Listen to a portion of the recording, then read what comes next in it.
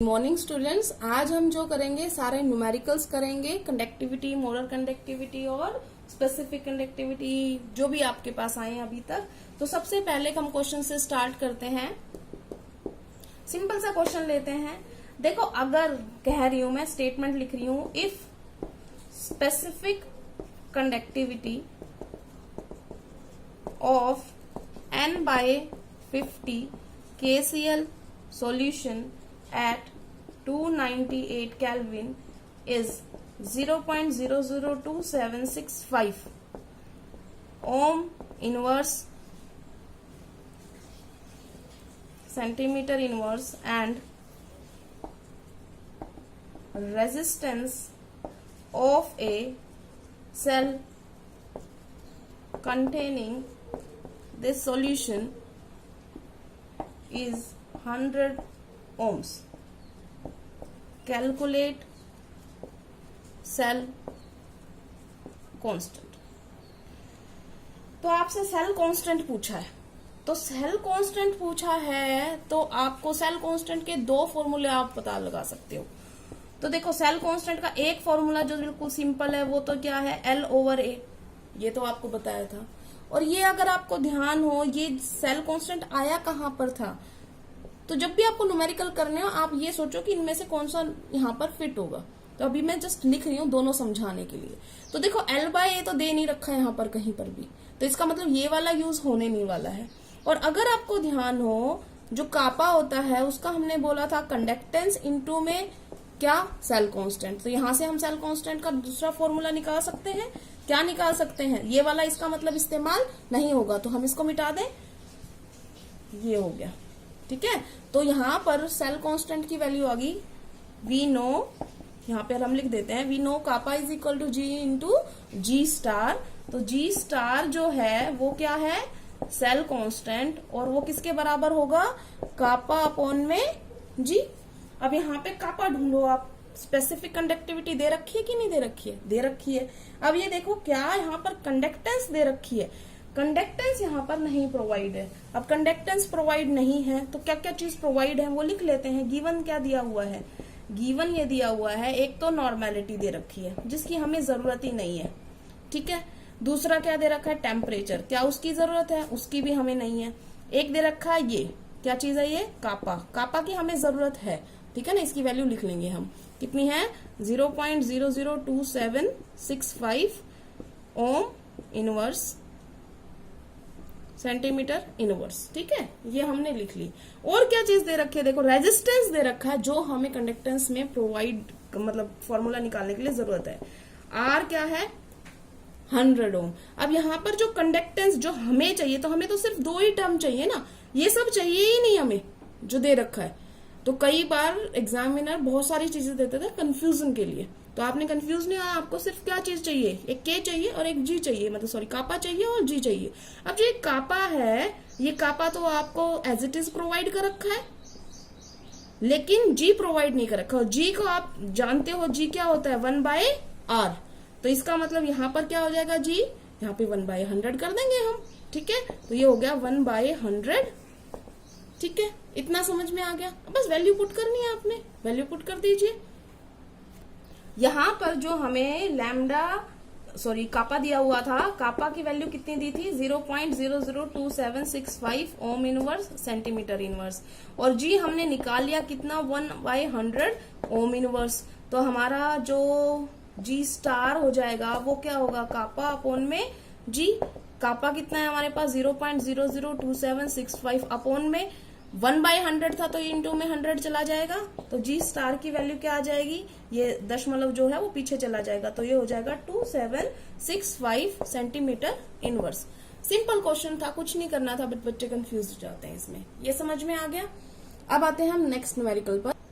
तो मैंने न्यूमेरिकल की स्टेटमेंट पहले ही लिख ली है। क्या दे रखा है बेटा, 0.5 नॉर्मल सॉल्यूशन। इसका मतलब आपको क्या प्रोवाइड है वो मैं यहाँ पर लिख रही हूँ, ठीक है ना। गिवन दैट, पेपर में आपको कुछ नहीं आए ना, आप गिवन दैट लिखो, आधा नंबर एग्जामिनर दे देता है। कुछ भी नहीं समझ में आए तो जो जो स्टेटमेंट में आप बस उसको रीड करना है आपने। देखो क्या दे रखा है 0.5 नॉर्मल, तो इसका मतलब नॉर्मेलिटी कितनी दे रखी है 0.5 n, ठीक है पहला। दूसरा placed between two platinum electrodes 2 centimetre apart, इसका मतलब जो उनका लेंथ दे रखा है वो कितना है 2 सेंटीमीटर अपार्ट, ठीक है ना। उसके बाद बोल रहा है एरिया ऑफ क्रॉस सेक्शन इतना, तो ए दे रखा है कितना 4 सेंटीमीटर का स्क्वायर। बेटा जब आप यहां से कॉपी करते हो ना, आप सिंपल ए लिखते हो, आपने पूरा लिखना है length between the electrolytes, distance between the electrolytes, ये है एरिया ऑफ क्रॉस सेक्शन, पूरा लिखना है। ऐसे नहीं जल्दी जल्दी कर देना, मैंने तो सिर्फ समझाने के लिए किया कि ए इतना है, एल इतना है। आपने पूरा क्या लिखना है, distance between the electrolytes l is equal to 2 centimetre. फिर क्या लिखोगे, area of cross section is a which is equal to 4 centimetre का स्क्वायर।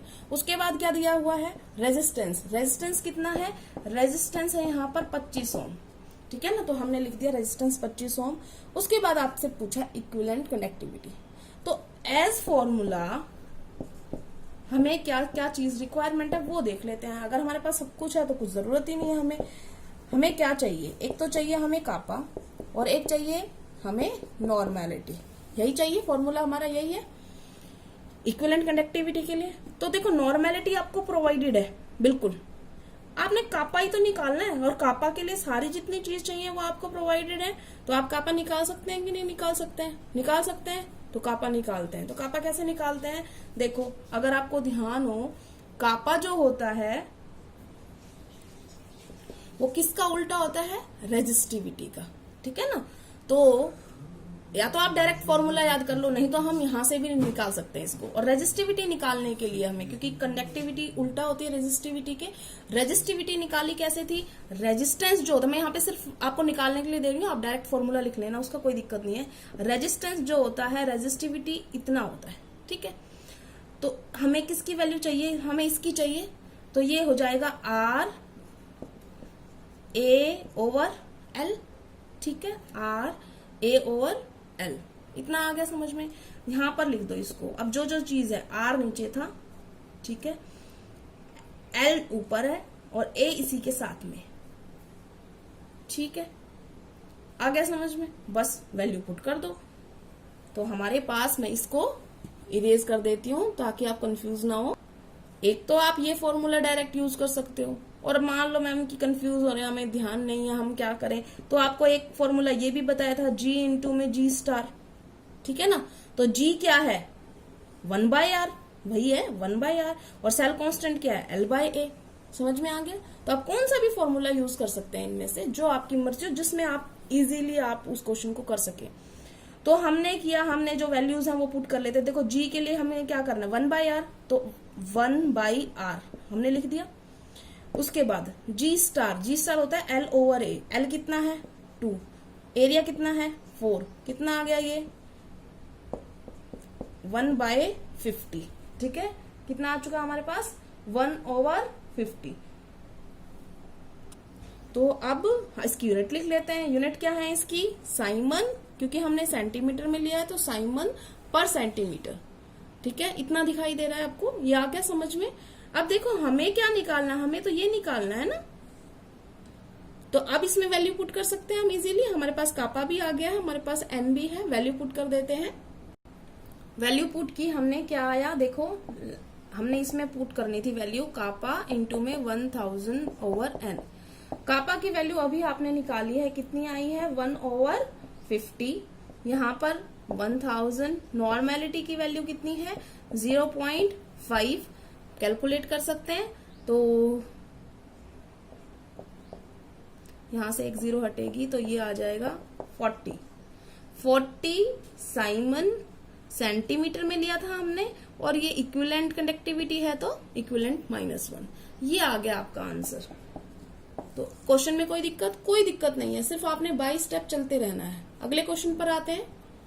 मैंने फिर से स्टेटमेंट लिख लिए पहले ही, एक बार पढ़ के बता देती हूँ। The electrical resistance of a column of 0.05 molar NaOH solution of diameter 1 centimetre and length 50 centimetre is 5.55 into 10⁻³ ohm. Calculate its resistivity, kappa and molar conductivity. तो अब हम क्वेश्चन स्टार्ट करते हैं। सबसे पहले यहाँ पर आपको क्या क्या प्रोवाइड है वो हम लिख रहे हैं, ताकि आपको दिक्कत ना हो समझने में। मैंने कई बार बोला है आपको गिवन दैट जरूर लिखें, आधा नंबर मिल जाता है, आप क्वेश्चन चाहे ना करके आए, लेकिन आप जो दे रखा है ना स्टेटमेंट में, वो जरूर लिख दें। तो हमें क्या क्या दे रखा है, देखो इतना मोलर NaOH सॉल्यूशन, इसका मतलब मोलैरिटी दे रखी है कितनी, 0.05 मोलर, मोलैरिटी ऑफ सॉल्यूशन लिखना है आपने, ठीक है। उसके बाद दे रखा है उसने, देखो डायामीटर, डायामीटर ऑफ कॉलम कितना है 1 सेंटीमीटर। देखो हम डायामीटर दे रखा है, ये ध्यान रखना, यहाँ पर आपको एरिया ऑफ क्रॉस सेक्शन नहीं दे रखा, डायामीटर ऑफ क्रॉस उसका दे रखा है कॉलम का, तो वहां से आप उन्हें रेडियस निकालनी है। तो अगर आप रेडियस अभी यहाँ निकालना चाहते हैं तो यहाँ निकालना, नहीं तो बाद में भी निकाल सकते हैं। चलो स्टेटमेंट में और जो दे रखा है वो लिख लेते हैं। लेंथ दे रखी है कितनी 50 सेंटीमीटर, और फिर रेजिस्टेंस दे रखा है 5.55 इंटू 10 की पावर 3 ओम। अब आपसे पूछिए सारी चीजें, तो सबसे पहले हमसे पूछिए रेजिस्टिविटी, तो रेजिस्टिविटी के लिए हम क्या लिखेंगे, रेजिस्टेंस जो होता है, रेजिस्टिविटी L/A होता है, तो रेजिस्टिविटी का फॉर्मूला क्या हो जाएगा RA/L। R आपको प्रोवाइडेड है कितना 5.55 इंटू 10 की पावर 3, लेंथ आपको प्रोवाइड है कितनी 50 सेंटीमीटर, ये आपको प्रोवाइड नहीं है। इसके लिए आप क्या करेंगे, आपको डायामीटर प्रोवाइड है ना बेटा, और डायामीटर क्या होता है, रेडियस निकाल सकते हो वहां से, डायामीटर का हाफ कर दो, तो 1 सेंटीमीटर का हाफ कर दिया, हाफ सेंटीमीटर आपका क्या आ गया रेडियस। और एरिया ऑफ क्रॉस सेक्शन क्या होता है पाई R का स्क्वायर, यहां से आप एरिया निकाल सकते हो, तो पाई और हाफ का स्क्वायर करोगे तो ये कितना आ जाएगा 4 स्क्वायर हो गया इसका, और यहाँ पर आ जाएगा सेंटीमीटर का स्क्वायर। ये वैल्यू आप कहाँ पुट कर देंगे, यहाँ पर पुट कर देंगे, ठीक है। तो यहाँ पर हमने पुट कर दी इसकी वैल्यू, ये कितना था, देखो एरिया ऑफ क्रॉस हम यहाँ पे करना, यहाँ पे आएगा 4 और यहाँ पे आ जाएगा पाई, पाई को हम क्या लिख सकते हैं 22/, ये समझ में आ गया। अगर नहीं समझ में आ रहा तो आप एरिया अलग से निकाल दें, पूरी वैल्यू निकाल लें उसकी जितनी आपने निकालनी है, फिर इसको पुट कर दें। वैसे मैंने इतना कोई कॉम्प्लेक्स नहीं लिखा, पाई की वैल्यू लिखी है, R का स्क्वायर 1/4 था वो यहाँ पर लिखा है, इतना आ गया। इसको कैलकुलेट करेंगे तो हमारे पास जो वैल्यू आई है वो है कैलकुलेशन करने के बाद 87.135 ओम सेंटीमीटर, ठीक है। इसकी यूनिट क्या हो जाएगी, ये क्या है ओम, और एरिया से लेंथ कटेगा तो 1 सेंटीमीटर का बचेगा, तो ये आ गया ओम सेंटीमीटर। पहली चीज समझ में आ गई, हमने ये निकाल ली। उसके बाद हमसे सेकंड चीज क्या पूछी थी कापा, और कापा के लिए हमें क्या चाहिए, रो तो हमारे पास है ही, 1/रो कर सकते हैं हम। अब हमें निकालना है कापा, कापा जो है वो 1/रो था, और रो की वैल्यू हमारी आ गई थी कितनी थी 87.135। जब हम हमसे डिवाइड करेंगे तो हमारा पास आंसर आ रहा है 0.0148 साइमन पर सेंटीमीटर, ये हमारी वैल्यू आ गई। इतना समझ में आ गया। अब आपसे नेक्स्ट जो क्वेश्चन पूछा था, ये तो आपकी सेकंड चीज पूछी थी, एक रेजिस्टिविटी पूछी थी वो हमने निकाल ली।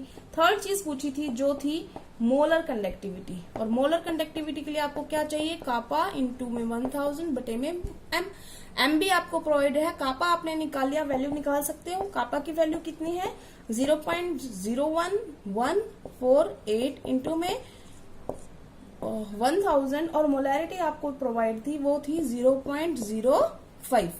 आप इसको कैलकुलेट करेंगे और आपका आंसर आ जाएगा 229.6 साइमन सेंटीमीटर का स्क्वायर पर मोल। ये आपका न्यूमेरिकल हो गया है, ठीक है। ये क्वेश्चन मैंने अभी लिख दिया है। क्या क्वेश्चन है देखना ध्यान से, है छोटा सा बट थोड़ा सा ट्रिकी है। Calculate equivalent conductivity of 1 molar H2SO4 solution if its kappa is इतना, ठीक है। अब यहाँ पर जो चीज प्रोवाइडेड है वो हम लिख लेते हैं। गिवन दैट क्या है कि यहाँ पर मोलैरिटी ऑफ सॉल्यूशन प्रोवाइडेड है, molarity of solution is 1 molar, ठीक है। कापा की वैल्यू प्रोवाइडेड है 26 इंटू 10 की पावर -2 पर सेंटीमीटर, ठीक है। अब इसके बाद ये इनवर्स आएगा, यहाँ पर स्टेटमेंट में लिखने में गलती होगी। तो अब यहाँ पर पूछा क्या है आपसे पूछा है ये।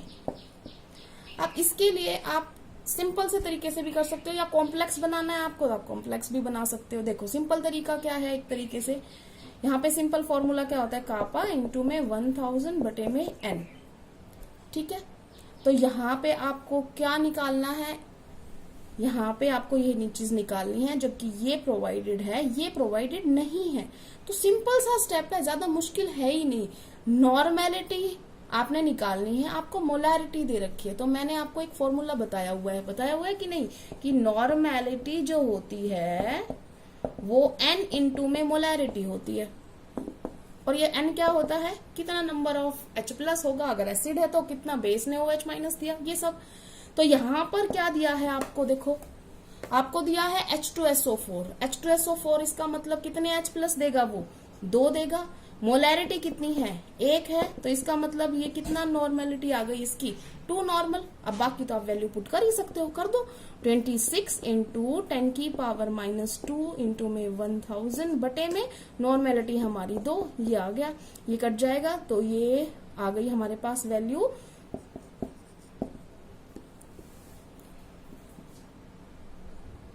देखो 13 इंटू, देखो ये तो हो ही गया, 10 की पावर -2 है, ये 10 की पावर 3 है, तो हमारे पास कितना बचेगा, 10 की पावर 1, तो आ जाएगा ये हमारा 130 साइमन पर सेंटीमीटर, सॉरी साइमन सेंटीमीटर का स्क्वायर ग्राम इक्विवेलेंट, ठीक है।